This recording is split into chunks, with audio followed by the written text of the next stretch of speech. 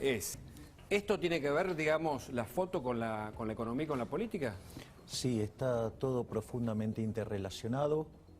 Desde mi punto de vista, y esta es una apreciación personal en el plano profesional, que los valores morales de una economía guardan perfecta relación con sus instituciones y eso se traduce en el funcionamiento del sistema económico. Por lo tanto, esto es parte de un problema más grande y con consecuencias gravísimas para la población. Y estamos viendo una situación donde tenemos un presidente que es un inmoral, es un tirano y es un traidor. Es un inmoral porque él no desconoce las reglas. Él es profesor de la Universidad de Buenos Aires en la Facultad de Derecho. Conoce bien cómo son las reglas. Y él fijó además un conjunto de reglas y no las estaba cumpliendo. Es decir, con lo cual eso lo lleva al plano del tirano. Es decir, las reglas yo se las impongo al resto, dice, pero para mí no. O sea, yo quedo excluido de la regla. ¿Por qué? Porque se cree que pertenece a una casta superior. O sea, ese es el motivo por el cual este poder ejecutivo está derivando en una tiranía. Si eso lo complementamos con un Congreso, ¿sí?, que cada vez se parece más a una oligarquía, ¿sí?, esto constituye una situación de donde los dos poderes, el Ejecutivo y el Legislativo, están funcionando mal. Si además encima el Judicial no funciona, claramente la República está fallida. Y además es un traidor. Porque lo primero es que cuando uno se equivoca, se tiene que hacer cargo de los errores. Él no puede estar desconociendo lo que pasa en la casa. Y si se encontraba con ese cuadro, debería haber tenido la misma energía que tenía para cuestionar a otros y poner la casa en orden, y no lo hizo. Segundo, que es horroroso, echarle la culpa a un tercero. O sea, pero eso es típico de la corporación política en Argentina. Siempre la culpa es del otro, la culpa del otro, la culpa del otro. Él, fiel a eso, le echó la culpa a otra persona. Con el agravante que esa otra persona, ¿sí?, pertenece a su grupo familiar, es su pareja. Por lo tanto, digamos, es un traidor. Es decir, ni siquiera protege a los propios. Es decir, se equivoca y encima deriva la culpa hacia otro lado y hacia un familiar. Es un tipo perverso, es de la peor escoria humana. Ahora, o sea, discúlpame, Agustina, este tipo merece ser enjuiciado, hay que hacerle juicio político y hay que llevarlo a una causa penal. ¿Y pensás que va a pasar algo en la justicia, efectivamente? No lo sé, porque, digamos, la justicia no ha dado grandes muestras de independencia, ¿sí? Y el Congreso también me deja mis dudas, porque además, estas mismas cosas que se le filtraron a Alberto Fernández, del otro lado también están, ¿eh?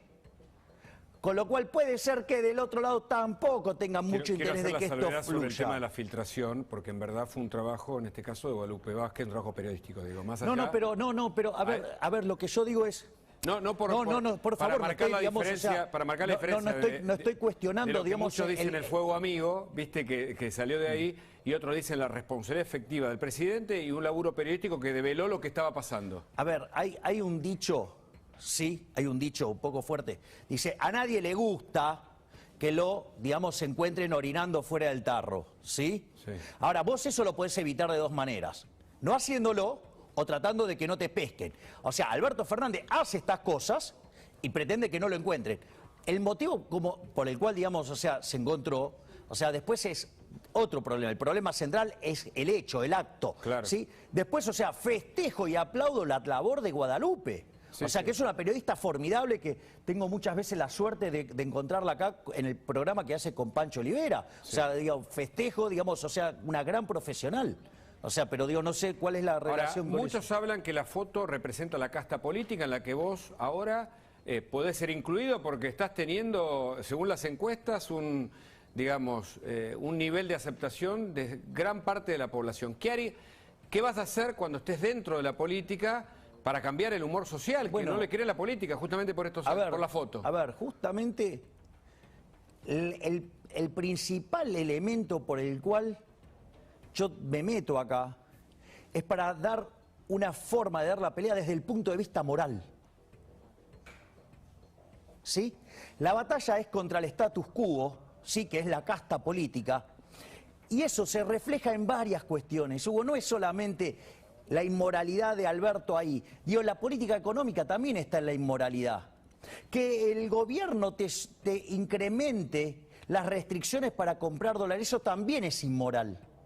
¿Por qué es inmoral? Es inmoral por lo siguiente, porque si vos te ganás tu dinero honestamente, vos lo podés gastar en lo que se te dé la gana, ¿ok?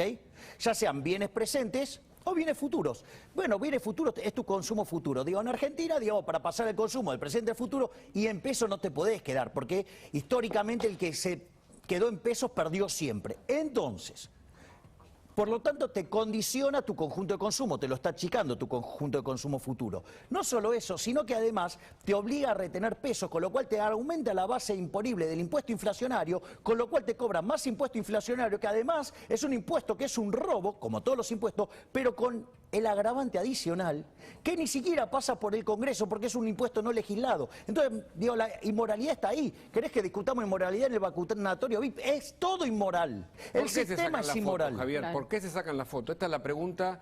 Porque creen que son impunes. Porque el sistema está fallido. Creen que no tiene consecuencia. Ahora, primero al margen que no deberías hacerlo. Primero se negó, después tuvieron que salir a admitir el error. ¿Qué dice eso? Porque además es un mentiroso. Es decir, en esta semana hemos visto todo lo peor que se puede ver de la casta política. Entonces, vamos a ver cuán a la altura está la oposición de esto. O eso al final una pseudo-oposición. Porque es interesante, porque si la oposición le va a fondo con el juicio político, el oficialismo va a quedar expuesto como un conjunto de impresentables. Ahora bien... No tiene los votos igual la oposición.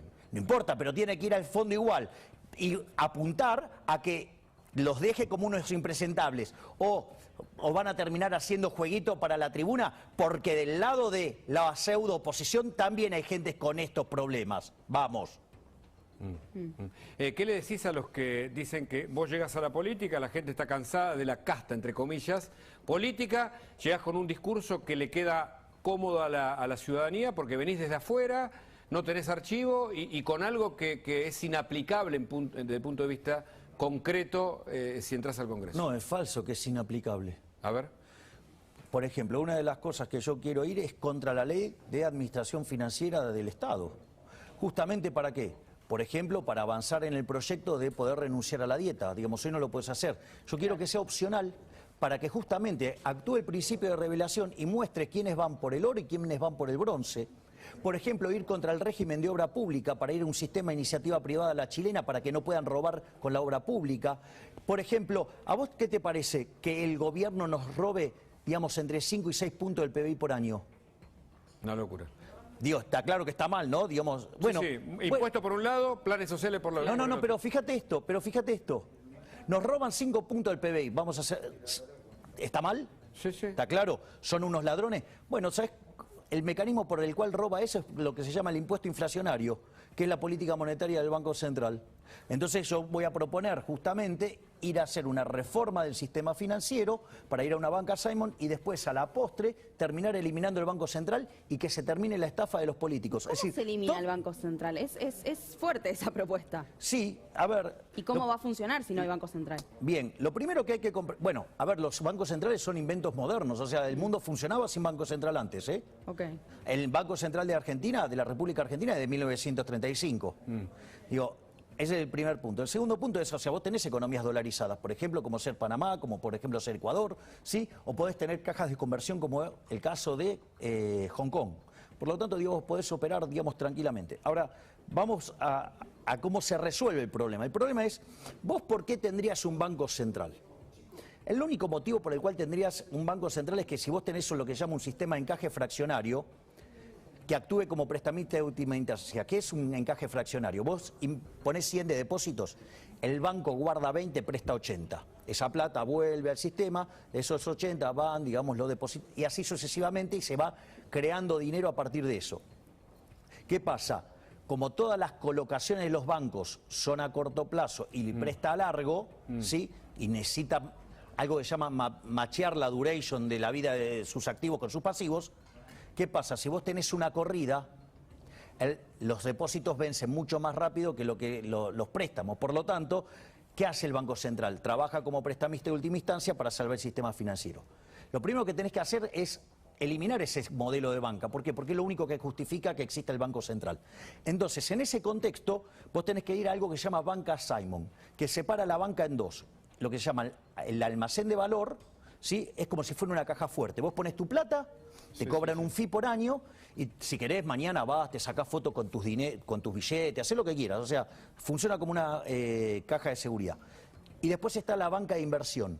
Es como invertir en fondos comunes de inversión. Entonces, ¿qué es lo que pasa? Si vos elegiste un fondo malo, perdés vos y el que administra ese fondo, pero eso no se socializa la pérdida.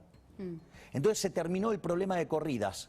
Entonces, una vez que haces eso, puede ser un sistema de banca libre, de modo tal que cuando los bancos se equivocan o cuando los individuos se equivocan, sean ellos los que pagan el costo y no la población. Dame un segundo. Sí. Después lanzás la competencia de moneda, que la moneda la puede elegir la gente. Yo creo que en Argentina, dada nuestra historia, van a elegir el dólar. Entonces, tomás los activos del Banco Central y pagás los pasivos del Banco Central, entre ellos la base monetaria, o sea, los papelitos que tenemos en los bolsillos. Y ahí, digamos, o sea, estás en condiciones de cerrar el Banco Central. Y ahora agrego más. Y en mi caso, si esto se puede hacer, además eliminaría el edificio, lo implosionaría. Y que queden las ruinas, ¿sí?, como una suerte de museo del daño que le causó esa institución nefasta al país. Ahora, vos estás hablando de un cambio de sistema. Ahora, y también decís... Yo voy contra el status quo, Está bien, Hugo. Pero vos sabés que no es lo mismo. No, está bien, pero quiero decir, es parte del sistema en todo caso. Es una parte de un sistema, para muchos, casta política, insisto. Para que la gente entienda. Y en ese punto, si el problema es moral, ¿cómo hacemos con eso? Porque para vos llevas tu discurso al tema moral. ¿Por qué? Y qué. Vuelvo a las fotos, digamos, sobre eso.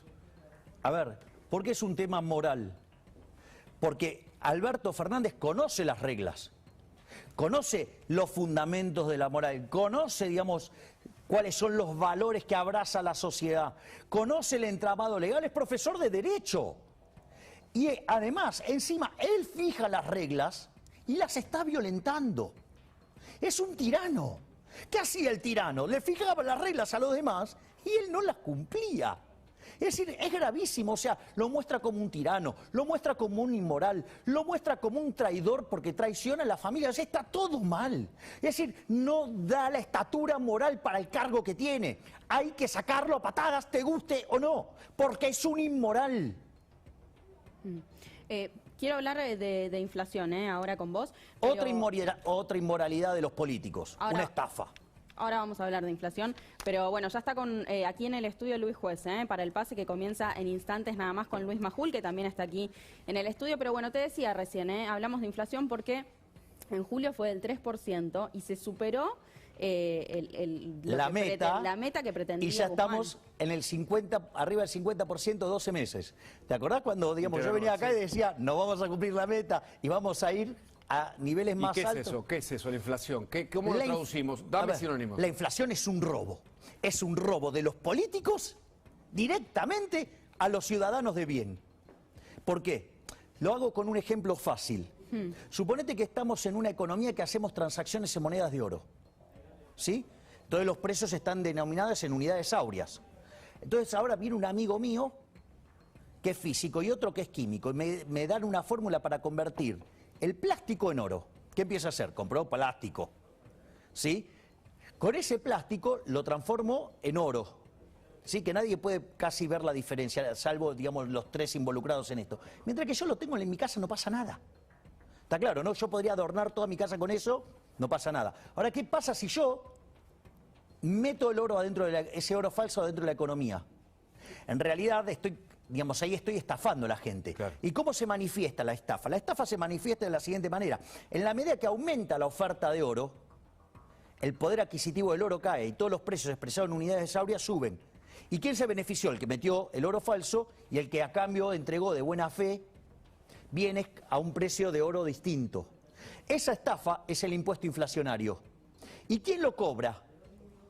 Lo cobra el Estado, digamos, utilizando como mecanismo el Banco Central. Es decir, el problema de la existencia del Banco Central generando inflación es que es inmoral, es una estafa, es un robo, es un impuesto no legislado.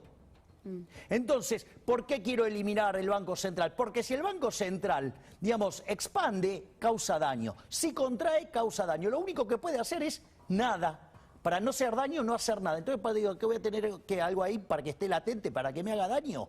¿O acaso no nos dijeron cuando salimos de la convertibilidad, esta vez va a ser diferente y cada vez tenemos más inflación? Vamos, no va a ser diferente. Cada día nos van a estafar más.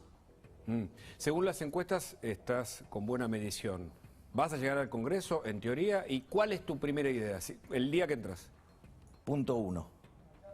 Yo, como bilardista, es gol cuando la pelota pasa la línea de cal. Bueno. Y no solo eso, sino que además lo sanciona el árbitro. Sí, con el VAR... Por eso. Bueno, o sea, entonces... Porque en Argentina Pero hasta el VAR puede ser contra, trucho. algo contra... Bueno, entonces, yo no voy, digamos, no voy a festejar hasta que Está bien. el árbitro marque Tu idea, el gol. tu idea. Lo acabo de decir. Ir contra, digamos, esto de la opción, digamos, contra las dietas, o sea, quiero que sea opcional, digo, quiero poder, Sí, digamos... pero hay todo un mundo político ahí, vos sos de frente a ese mundo, ¿no? ¿Y qué importa? ¿Qué importa? Digamos, la maratón es digamos, el primer paso es 1 metro. ¿Qué tiene que ver? Y tiene que hacer 42 kilómetros. O sea, yo voy a dar una batalla moral. No me importa, digamos, o sea, si después voy a un resultado, sí, y pierdo por goleada, no me importa. Le mostraré a la sociedad el conjunto de inmorales que están ahí, el nido de rata que es ese lugar.